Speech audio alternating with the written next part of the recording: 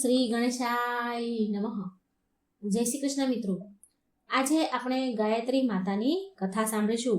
ગાયત્રી માતાની ઉત્પત્તિ કેવી રીતે થઈ, એમનું પ્રાગટ્ય કેવી રીતે થયું, એ આપણે આજે આ વાર્તામાં સાંભળીશું. ખૂબ જ સરસ મજાનો વિડીયો છે, રોમ રોમ ભક્તિમય થઈ જશે આ વાર્તા સાંભળીને. તો વિડીયોને અંત સુધી જોજો. કોમેન્ટ બોક્સમાં ગાયત્રી માનું નામ જરૂર એકવાર લખજો અને તમને આ વિડીયો કેવો લાગ્યો એ પણ મને એકવાર જરૂર જણાવજો. વિડીયો સારો લાગે તો લાઈક અને શેર કરવાનું ભૂલશો નહીં અને આ ચેનલને સબસ્ક્રાઇબ જરૂર કરી દેજો. ભગવાનની સરસ નવી નવી કથાઓ, જાણકારી, રહસ્યમય કથાઓ તમારા સુધી હું હંમેશા લાવતી રહીશ. જય ગાયત્રી માં. ઓમ નમો ભગવતે વાસુદેવાય. આ વિડીયોમાં આજે માતા ગાયત્રીની વાર્તા આપણે સાંભળીશું. માં ગાયત્રી વેદોની માતા છે અને તેમનો મંત્ર છે ઓમ ભૂર્ભુવસ્વઃ તત્સવિતુર્વરેણ્યમ ભર્ગો દેવસ્ય ધીમહિ ધિયો યો નઃ પ્રચોદયાત. આ મંત્રનો નિત્ય જાપ કરવાથી શુભ ફળની પ્રાપ્તિ થાય છે. આ મંત્રમાં એટલી ગૂઢ શક્તિ રહેલી છે કે જો રોગી વ્યક્તિ આ મંત્ર જાપ કરે નિત્ય તો તેના રોગ દૂર થાય છે. આથી જ દરેક સ્કૂલોમાં વિદ્યાર્થીને પ્રાર્થના સાથે ગાયત્રી મંત્ર જરૂર બોલાવવામાં આવે છે. તો મિત્રો, ગાયત્રી માતા કોણ છે એ કથા આપણે આ વિડીયોમાં સાંભળીશું. જો તમને વિડીયો પસંદ આવે તો લાઈક, શેર કરી આ ચેનલને સબસ્ક્રાઇબ એકવાર જરૂર કરી દેજો. તો માતા ગાયત્રીની કથા સાંભળીએ. બોલો ગાયત્રી માની જય. શૈલાધી રાજ હિમાલય મેનાને પરણ્યા. સમય જતા હિમાલયને 2 સંતાન થયા. એક મેનકા અને બીજી પાર્વતી, જેને માતા ઉમા પણ કહેવામાં આવે છે.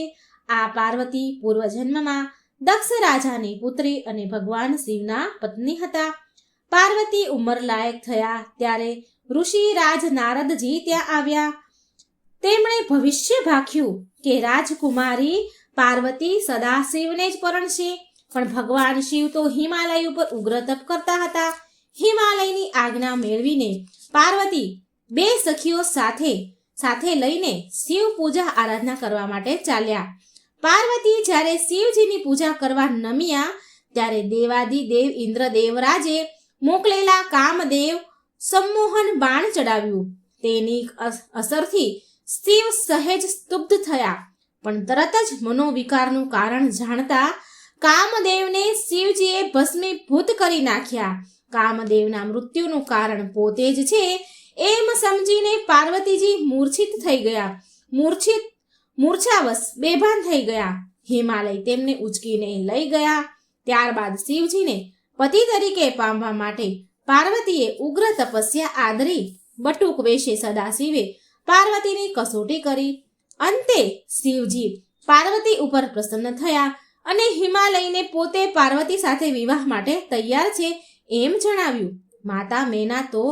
માતા મેનાનો તો હર્ષનો કોઈ પાર ન રહ્યો. દેવોના રાજા ઇન્દ્ર રાજાને ખુશીનો કોઈ પાર ન હતો, કેમ કે તારકાસુરને મારવાનો પણ આ એક જ રસ્તો હતો કે શિવ પાર્વતી સાથે પરણે અને તેમનાથી જે પુત્ર જન્મે તે જ તારકાસુરનો સંહાર કરી શકે એમ બ્રહ્માજીએ વરદાન આપ્યું હતું તારકાસુરને. એટલે સ્વર્ગમાં પણ સર્વત્ર આનંદ વ્યાપી ગયો. શિવના વિવાહથી ઇન્દ્રને પણ શાંતિ મળવાની હતી. તારકાસુરનો નાશ થતાં જ હવે સ્વર્ગ પર કોઈ આપત્તિ નહીં રહે એમ જાણી બધા દેવ ખુશ થતા હતા. પર્વતરાજ હિમાલય જાણે જીવનનું સર્વસ્વ મેળવી ચૂક્યા હોય એમ આનંદથી ઝૂમી ઉઠ્યા હતા. વર્ષોની ઝંખના જાણે હવે પૂરી થઈ હોય. કુળ પુરોહિત ગુરુવર ગંગાચાર્યને આમંત્રિત કરીને હિમાલય શુભ મુહૂર્ત જોડાવીને શાસ્ત્ર સંપન્ન ઋષિ રાજા પાસે લગ્ન માટે કુમકુમ પત્રિકા હર્ષપૂર્વક લખાવી. સર્વ પર્વતો, નદીઓ, અન્ય સગા સંબંધીઓ, સ્નેહીજનો, ઓળખીતા સર્વને સન્માનપૂર્વક લગ્નની આમંત્રણ પત્રિકા મોકલવામાં આવી. પર્વતરાજ હિમાલયના આમંત્રણ પત્રિકાનો કોણ અનાદર કરે તેમ હોય. હિમાલય તો દિવ્ય તેજોમય હતા.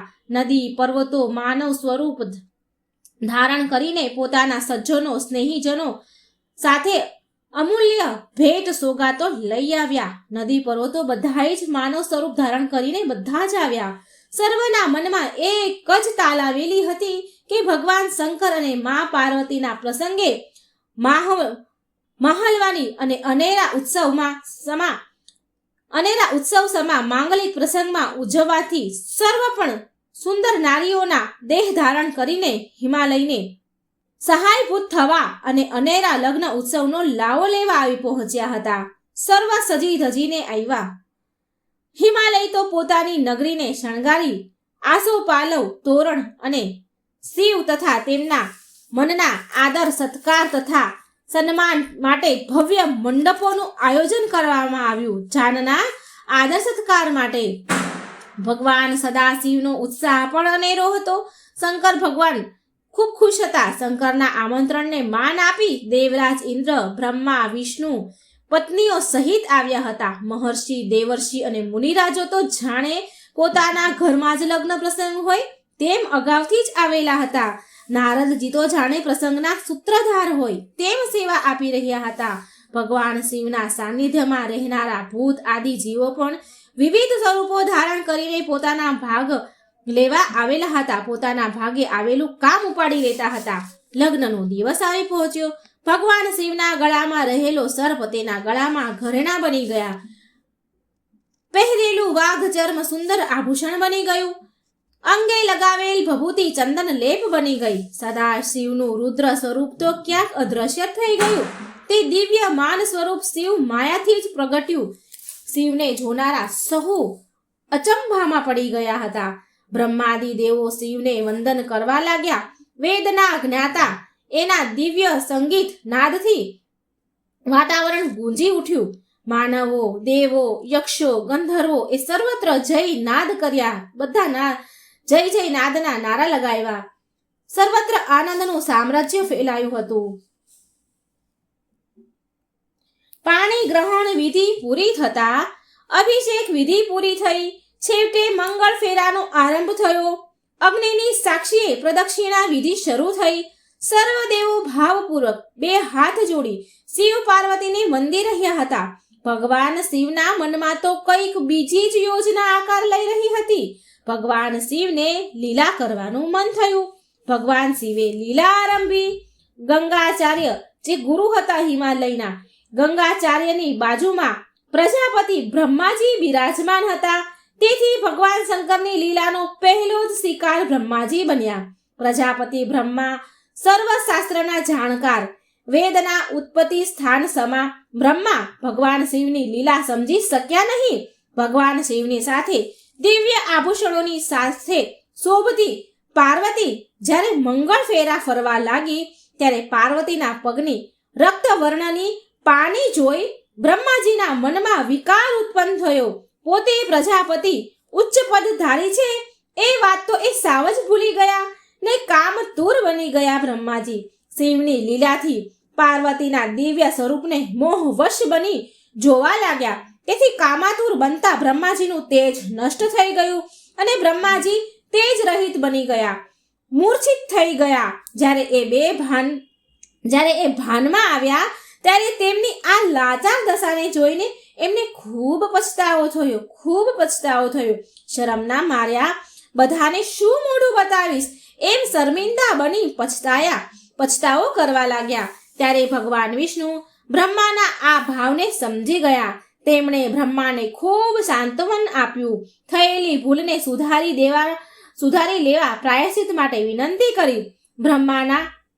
બ્રહ્માજી નતમસ્તકે વિષ્ણુની વાત સાંભળી રહ્યા હતા, કારણ કે હવે તેમનાથી કંઈ બોલાય તેમ હતું નહીં. વિષ્ણુએ બ્રહ્માના દુઃખને ઓછું કરવા જણાવ્યું કે હે બ્રહ્મા, આ નિરાશવદ અને શોક મગ્ન થઈ બેસી રહેવાનો કોઈ અર્થ નથી. આ હિંમત બનશો તો બહુ મુશ્કેલીઓ આવશે. માટે ચિત્તને સ્થિર કરી પુનિત તીર્થ ક્ષેત્રમાં જઈને દેહ શુદ્ધ અને આત્મ શુદ્ધિ કરવું એ જ શ્રેષ્ઠ છે. વિષ્ણુની વાત બ્રહ્માજીએ માન્ય કરી. ભગવાન વિષ્ણુએ એવું કોઈ ઉત્તમ તીર્થ ક્ષેત્ર શોધી આપવા જણાવ્યું. ભગવાન વિષ્ણુને બ્રહ્માજીએ કહ્યું કે મને કોઈ એવું ઉત્તમ તીર્થ ક્ષેત્ર શોધી આપો જ્યાં આત્મશુદ્ધિ અને કર્મ પ્રાયશ્ચિત થઈ શકે. વિષ્ણુએ ખૂબ મથામણ કરી પણ તેમની નજરમાં કોઈ એવું સ્થળ આવ્યું નહીં. ત્યારે વિષ્ણુએ દેવોને એ માટે પૂછપરછ કરી.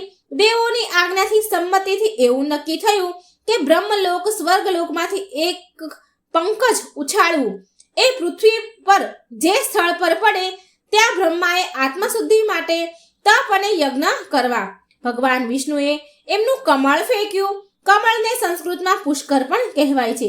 જ્યાં કમળ પૃથ્વી પર પડ્યું એ સ્થળ એટલે કે પુષ્કર તીર્થના નામે પ્રસિદ્ધ થયું.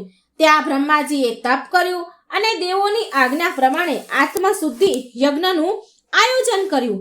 આ પુનિત પાવનકારી સ્થળ અરવલ્લીની ગીરકંદરાઓની ટેકરીઓ વચ્ચે આવેલું હોય એવું જણાતું હતું, જ્યાં અનેક સિદ્ધ ઋષિ મુનિઓ વસતા હતા. સાધુ તપસ્વીઓની તો એ જન્મભૂમિ હતી. પ્રજાપતિ બ્રહ્માજીએ આ પુનિત સ્થળે યજ્ઞ કરવાના છે એમ જ્યારે તેઓને જણાવ્યું, સાધુ ઋષિ મુનિઓએ જાણ્યું, ત્યારે તેઓ સર્વ યજ્ઞ સામગ્રી લઈને જાતે જ બ્રહ્માજી પાસે હાજર થઈ ગયા. દેવરાજ ઇન્દ્ર અને ભગવાન વિષ્ણુની આજ્ઞાથી શિલ્પરાજ વિશ્વકર્માએ અદ્ભુત નગર અને યજ્ઞ કુંડોની રચના કરી. યજ્ઞમાં ભાગ લેવા આહુતિ કર્મ માટે શ્રેષ્ઠ મુનિરાજો પધારવાના હતા. સર્વ પોતાની પુનિત ફરજ સમજીને આવી ગયા. તેથી પ્રજાપતિ બ્રહ્માજીમાં પણ એક જાતનો ઉમંગ આનંદ વ્યાપી રહ્યો હતો. શૈલાધિરાજ હિમાલયની કન્યા, બધી જ કન્યાઓ, અનેક નદીઓ ઋષિઓની સેવા માટે સરભરામાં નારી રૂપે ધરીને પ્રથમ જ આવી ગઈ હતી. પર્વતો પણ પુરુષ રૂપ ધારણ કરી પુરુષ રૂપે પોતાનો ભાગ આવતા કાર્ય તે હર્ષભરે કરી રહ્યા હતા. કોઈને પણ કામ ચીંધવાની જરૂર બ્રહ્માજીને પડતી ન હતી. અસંખ્ય ઋષિ રાજે, મહર્ષિઓ, ભૂદેવો અને આમંત્રિત મહેમાનોની વણઝાર શરૂ થઈ ગઈ. હિમાલયે તો પોતાના અન્નના ભંડારો તથા જરૂરી તમામ સાહિત્ય બ્રહ્માજીને અર્પણ કર્યા. બ્રહ્માજીને હવે કોઈ વાતની ખોટ ન હતી. પાણીની અગવડ ન પડે તે માટે બ્રહ્માજીએ શૈલવધિરાજ એટલે કે હિમાલય જે છે એમની કન્યા ગંગા મૈયાને વિનંતી કરી. ઋષિરાજેનો પુનિત સેવાનો લાભ લેવાના શુભ આશયથી ગંગાજીએ પોતાના જળ પ્રવાહને યજ્ઞભૂતિ પાસે વહેડાવ્યો. મા ગંગાના પુનિત પ્રવાહથી શોભામાં ઓર અનેરો વધારો થયો. બ્રહ્માજીએ મા ગંગાજીની પુનિત ભાવના અને સેવાનો અનેરો ઉત્સાહ જોઈને શુભ આશીષ આપ્યા. જણાવ્યું કે આપણી કીર્તિ યશ ગાથા ત્રિલોકમાં પ્રસિદ્ધ થશે. ત્યારે ગંગા મૈયાએ પ્રજાપતિ બ્રહ્માને કહ્યું કે આપ જેવા પુનિત પાવનકારી પરમ દર્શની આત્માના આમંત્રણ આહ્વાનથી શરૂ થયેલો આ મારો પુનિત પ્રવાહ હિરણ્ય ગંગા પુષ્કર સરોવર નામે ત્રિલોકમાં ખ્યાતિ પામશે. જે કોઈ જીવ આત્મા આ પુનિત પ્રવાહમાં સ્નાન કરશે તેના સર્વ પાપ નષ્ટ થશે અને એને મોક્ષ ગતિનો એ વ્યક્તિ અધિકારી બનશે. મારા તટ પર તપસ્યા કે જપ અનુષ્ઠાન કરનાર ઉત્તમ સિદ્ધિ મેળવી શકશે. યમદૂતો કે યમનો કોઈ જ ભય તેમને સતાવશે નહીં. પ્રજાપતિ બ્રહ્માને લાગેલું કાલીમાનું કલંક એ તો હવે ભૂતકાળ બની ગયું હતું. સર્વજનો બ્રહ્મામાં પ્રત્યે ખૂબ આદરમાનથી જોતા હતા બ્રહ્માજીને. આજુબાજુના લોકો, શ્રીમંતજનો, વેપારી લોકો, ખેડૂતો તથા ભાવિકજનો વગેરે લોકો આ મહાયજ્ઞની વાત સાંભળી ત્યારે તે ખૂબ જ આનંદિત બન્યા. યજ્ઞનો લાભ પોતાને પણ મળે તો જીવન ધન્ય બની જાય એવો શુભ આશય સાથે કુટુંબ સેવાના આશયથી આવીને ત્યાં જ રહેવા લાગ્યા. ઇન્દ્ર, ઋષિ, બ્રહ્મા, નારદ તથા અન્ય દેવગણ, પર્વતો, નદીઓ, તપસ્વીજનો સર્વ આમંત્રણને માન આપીને અગાઉથી જ આવી ગયા હતા. મહર્ષિઓ તથા વિદ્વાન અગ્નિહોત્રી બ્રાહ્મણોએ મંત્રોચ્ચારનો આરંભ કર્યો. મુનિ ગંગાચાર્ય પણ આચાર્ય પદે બિરાજ્યા હતા. પણ પ્રજાપતિ બ્રહ્માને એકલા જોઈ સંકોચ પામ્યા. પત્ની વિના યજ્ઞ દેવની પૂજા ન થાય એમ બ્રહ્માજીને જણાવવામાં આવ્યું. બ્રહ્માજી પણ આનંદ આમંત્રીઓની બધા જે આવતા હતા એની સરભરા કરવામાં આ મુદ્દાની વાત તો એ ભૂલી જ ગયા, વિસરી ગયા. એટલો મોટો સમારંભ થતા ઉત્સવના તે સૂત્રધાર તો બન્યા હતા, પણ પત્ની સાવિત્રીને સાવ જ ભૂલી ગયા હતા. વસ્તુ સ્થિતિનો ખ્યાલ આવતા એક ઋષિને દિવ્ય શક્તિ આપી ઝડપી આકાશ માર્ગે ઉડ્ડયન કરી સાવિત્રીને તેડી લાવવા મોકલાવવામાં આવ્યા. મુનિએ દેવલોકમાં જઈ બ્રહ્માની પત્ની સાવિત્રીને બ્રહ્માએ આદરેલા મહાયજ્ઞની સઘળી વાત વિસ્તારથી કરી અને પોતાને તેડવા મોકલ્યા છે, કારણ કે આપના વિના યજ્ઞ કાર્ય શક્ય નથી. તેની સાથે આવવાનું કહ્યું એમ એમણે ઋષિમુનિએ જણાવ્યું. યજ્ઞશાળા માટે યોજાયો છે તે વાત પણ ભોળા ભાવે મુનિએ જણાવી દીધી. એક તો આમંત્રણનો અભાવ અને બીજી બાબતમાં ઘી ઓમાયું. ગુસ્સે ભરાયેલા બ્રહ્મા પત્ની સાવિત્રીએ મુનિરાજને સ્પષ્ટ શબ્દોમાં જણાવ્યું કે પાર્વતીના પિતા સમા બ્રહ્માએ પાર્વતી સાથે કુદૃષ્ટિ કરી નામ લજવ્યું છે. તેમને યજ્ઞ કરવો હોય તો ભલે કરે, મારી આવવાની બિલકુલ ઈચ્છા નથી.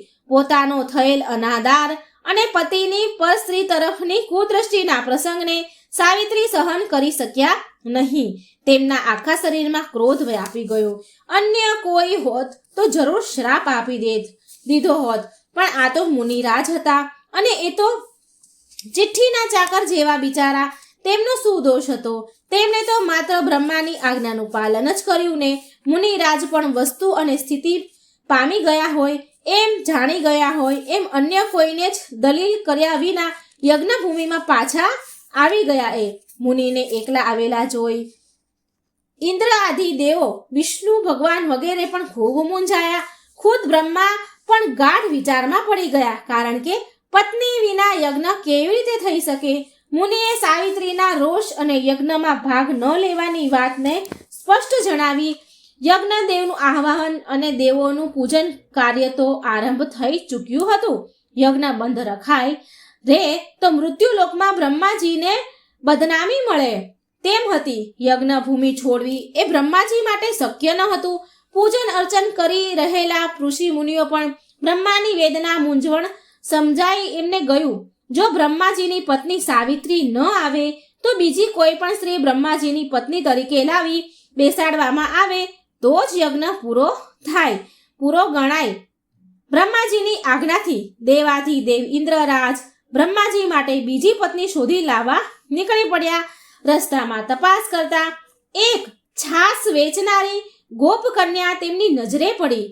તેને ઇન્દ્ર લઈ આવ્યા. ઋષિજનોએ તેમની દેહ શુદ્ધિ કરી અને બ્રહ્માજી સાથે તેના લગ્ન કરાવવામાં આવ્યા. પછી બ્રહ્માજીને સર્વ યજ્ઞ પૂજન કરતા ઋષિ મુનિઓએ વિનંતી કરી કે હે ભૂદેવો, આ ગોપ કન્યા હોવા છતાં હવે મારી પત્ની છે, તેને આપ સર્વ હવે માન્ય રાખો. ઋષિ રાજાઓએ આ વાત માની ગોપ કન્યાને બ્રહ્માજીની પત્ની તરીકે તેને સ્વીકાર કર્યા. બધાએ એનો સ્વીકાર કર્યો.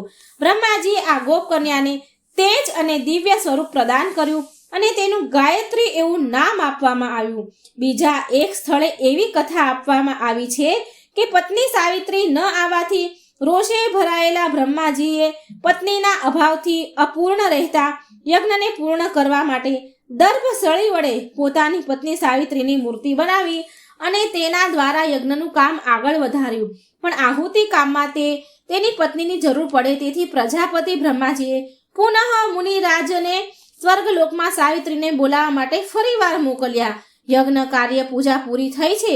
આપના સ્થાન પર દર્ભ મૂર્તિ ગોઠવાઈ ગઈ છે તે વાત પણ જણાવી સાવિત્રીને. તેથી તો સાવિત્રીનો ગુસ્સો અત્યંત વધી ગયો. પોતાને બદલે મૂર્તિ સ્થાપિત, એવો ભયંકર અપમાન ગણાય મારું. આથી હું આવીશ નહીં એમ ફરી પણ સાવિત્રીએ સ્પષ્ટ જણાવી દીધું. મુનિરાજ ફરી આવી બ્રહ્માજીને સઘળી વાત કરી.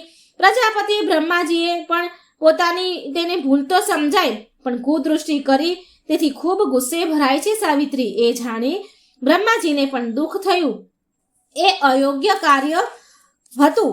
એ અયોગ્ય કાર્યના પ્રાયશ્ચિત રૂપી આત્મશુદ્ધિ માટે અને શાંતિ માટે તો આ મહાયજ્ઞનું તેમણે આયોજન કર્યું છે. સમજદાર, સુશીલ અને સંસ્કારી સાવિત્રી જેવી પત્ની પોતાને શું માફ ન કરી શકે? જો માફ ન કરે તો પત્નીના આગમન વિના યજ્ઞ અપૂર્ણ રહે યજ્ઞ પૂરો ન થાય તો બ્રહ્માજી લોક નિંદા અને જગતની હાંસીના પાત્ર બને કે પછી બીજી કોઈ શિક્ષા સહન કરવી પડે, ઉલમાંથી ચૂલમાં પડવા જેવી દશા થાય. તેથી નિરઉપાયે બ્રહ્માજીએ દર્ભસળી તૈયાર કરેલી પ્રાણહીન આકૃતિમાં મંત્ર શક્તિ અને પ્રાણનો સંચાર કરી મૂર્તિને જીવંત સ્વરૂપ પ્રદાન કર્યું. આ દર્ભસળી આકૃતિમાં પ્રગટ થયેલી દિવ્ય સ્વરૂપમાં હતા, જે ગાયત્રી નામથી ત્રિલોકમાં ખ્યાતિ પામ્યા. આમ ગાયત્રી ઉત્પત્તિની આ 2 કથાઓ રજૂ કરવામાં આવેલી છે, જેમાં ગોપકન્યાવાળી કથા સ્કંદ પુરાણમાં છે અને જેને શાસ્ત્ર સંમત છે. આમ સાવિત્રી પ્રજાપતિ બ્રહ્માએ અન્ય સ્ત્રીને પોતાની સાથે પત્ની તરીકે સ્થાપીને યજ્ઞમાં પુનિત કાર્યને ચાલુ રાખ્યું. દેવલોકમાં જ્યારે બ્રહ્માની પત્ની સાવિત્રીને આ વાતની ખબર પડી કે પોતાના સ્થાને પ્રજાપતિ બ્રહ્માએ અન્ય સ્ત્રીને બેસાડી યજ્ઞ કાર્ય આગળ વધાર્યું છે, ત્યારે તો સાવિત્રીના ક્રોધની પણ હદ આવી ગઈ. કોઈની પણ પરવાહ કર્યા વિના ક્રોધિત ચહેરે યજ્ઞ મંડપની આગળ બહાર આવીને સાવિત્રી ઊભા રહ્યા. ભગવાન વિષ્ણુ ઇન્દ્રાદિ દેવો સાવિત્રીના આ ક્રોધિત સ્વરૂપને જોઈને મૂંઝાઈ ગયા. હમણાં જ ક્ષમાઈ જળિયો વરસાવશે એમ જાણી બધા જ વ્યગ્ર બની ગયા. પણ સાવિત્રીએ સર્વ દેવોની અમાન્યા જાળવી કાંઈ જ શબ્દ મુખમાંથી એ બોલ્યા નહીં. એમનું માન આપી અને કંઈ બોલ્યા નહીં. ક્રોધથી કોપિત બનેલા વૃક્ષ ચહેરા સાથે માત્ર ઊભા રહ્યા. ખૂબ લાલ પીળા હતા, પણ એ કશું જ ન બોલ્યા. બ્રહ્માજી પણ પત્નીના આ ઉગ્ર સ્વરૂપને જોઈ શરમથી નીચું જોઈને બેસી રહ્યા. તેમની પણ કંઈ બોલવાની હિંમત ચાલી નહીં. ભગવાન વિષ્ણુ બ્રહ્માજીના મનની વાત કળી ગયા. તેમણે પત્ની લક્ષ્મી તરફ નજર કરી. લક્ષ્મીજી પણ વિષ્ણુની વાત કળી ગયા. ભગવાન વિષ્ણુ અને માતા લક્ષ્મી સાવિત્રી પાસે જઈ આદરથી સત્કાર કરી નમ્રતાથી કહ્યું કે હે દેવી સાવિત્રી, તમે તો ક્ષમાના અવતાર છો. આપને આવો ક્રોધ શોભે નહીં. ભગવાન શિવની લીલાનો ભોગ જ બ્રહ્માજી બન્યા છે, એમાં એમનો કોઈ દોષ નથી. એટલે પાપના પ્રાયશ્ચિત માટે તો બ્રહ્માજીએ આ યજ્ઞ પ્રયોજન કર્યું છે અને હવે તો એ શુદ્ધ બની ગયા છે. પ્રજાપતિ તો ઉદાર મનવાળા અને વિશાળ હૃદયના છે.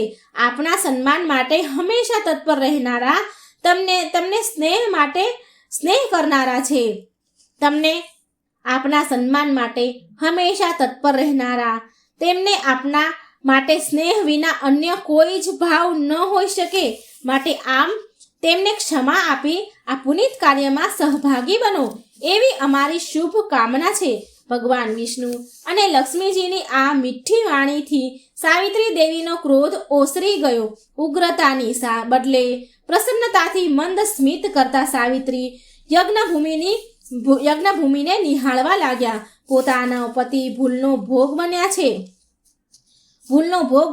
છે, નિમિત્ત બન્યા છે તે વાત વિચારવા નહીં બદલે ઉગ્ર બની અનાદર કર્યાના પોતાનો પતિ ભૂલનો ભોગ બનેલા છે, નિમિત્ત બન્યા છે તે વાત વિચારવાને બદલે ઉગ્ર બની અનાદર કર્યો બદલ પછતાવો પણ થયો તેમને. પણ પોતાની ભૂલ સમજાઈ ગઈ હતી. હવે એમને પ્રસન્ન વદને બ્રહ્માજી તરફ એ જોઈ રહ્યા હતા. ત્યારે ભગવાન વિષ્ણુએ આનંદિત બની કહ્યું, હે ભગવતી સાવિત્રી દેવી, બ્રહ્માજીએ આપની ગેરહાજરીમાં જગતની બદનામી કલંકથી બચવા આત્મશુદ્ધિના પુનિત આશય માટે આરંભેલા યજ્ઞ કાર્યને પૂર્ણ કરવાના શુભ આશયથી જ ગાયત્રીને પોતાની બાજુમાં સ્થાન આપ્યું છે. હવે આપ અને ગાયત્રી પ્રજાપતિ બ્રહ્માની શક્તિ બનો અને આ જગતમાં તમામ લોકો તમને બ્રહ્મા શક્તિ તરીકે જ ઓળખશે. તમારા બંનેમાં કોઈ જ ભેદભાવ નથી. ન જોતા એક સરખી રીતે આત્મ કલ્યાણ માટે લોકો તમારી ઉપાસના ભક્તિ કરશે. લોકોનું કલ્યાણ કરવાનું પુનિત કાર્ય હવે બની રહેશે. માટે હે દેવી સાવિત્રી, ક્રોધ રહિત બની પ્રસન્ન મુખે આપ હવે સર્વ રોષને ભૂલી જાઓ અને પ્રજાપતિ બ્રહ્માની ડાબી બાજુ આસન પર બિરાજમાન થાવ એવી અમારી સર્વ ઇન્દ્રદેવોની કામના છે, ઇન્દ્રાદિ દેવો વગેરેની ઈચ્છા છે. એમ બોલી ભગવાન વિષ્ણુ સાવિત્રી સામે જોઈ રહ્યા. દેવી સાવિત્રીનો ક્રોધ હવે શાંત થઈ ગયો હતો, તેથી વિષ્ણુની વિનંતીને એમણે માન આપી બ્રહ્માજીની ડાબી બાજુના આસન પર સ્થાન લીધું. સાવિત્રી દેવી બિરાજમાન થતાં જ તમામ દેવો, મુનિ, રાજો, આચાર્યો તથા અંતરિક્ષમાં રહેલા ગાંધર્વોએ પણ આનંદિત બનીને પુષ્પ વૃષ્ટિ કરી. યજ્ઞના આચાર્ય તથા ભૂદેવોએ શાંતિ મંત્રોચ્ચાર શરૂ કર્યા. ગાયત્રી, સાવિત્રી અને પ્રજાપતિ બ્રહ્માએ આવી રીતે મહાયજ્ઞનું કાર્ય પૂર્ણ કર્યું. મહાયજ્ઞની પૂર્ણાહુતિ સાથે જ બ્રહ્માજીને લાગેલું કલંક દૂર થયું. આત્મશુદ્ધિ થતાં બ્રહ્માજી દેવલોકના અધિકારી બન્યા. યજ્ઞ કરવા આવેલા તમામ ભૂદેવ અને ઋષિઓ, રાજાઓ યોગ્ય પાત્ર ભૂદેવોને, ઋષિરાજોને યોગ્ય પાત્ર દાન દક્ષિણા આપવામાં આવી. દરેકને સુવર્ણ મુદ્રાઓ અને મૂર્તિનું દાન કરવામાં આવ્યું. દરેક ભૂદેવને ગાયત્રી, સાવિત્રી વચ્ચે બિરાજમાન બ્રહ્માજીની ચિરંતર મૂર્તિની સપ્રમ ભેટ આપવામાં આવી તથા પોતપોતાની કાયમી યાદગીરી રહે તે માટે એક ભવ્ય મૂર્તિ ગાયત્રી, સાવિત્રી, બ્રહ્માજીની તેમણે ભૂદેવોને આપી. પ્રસન્ન થયેલા ભૂદેવોએ બ્રહ્માજીને શુભ આશીષ આપ્યા.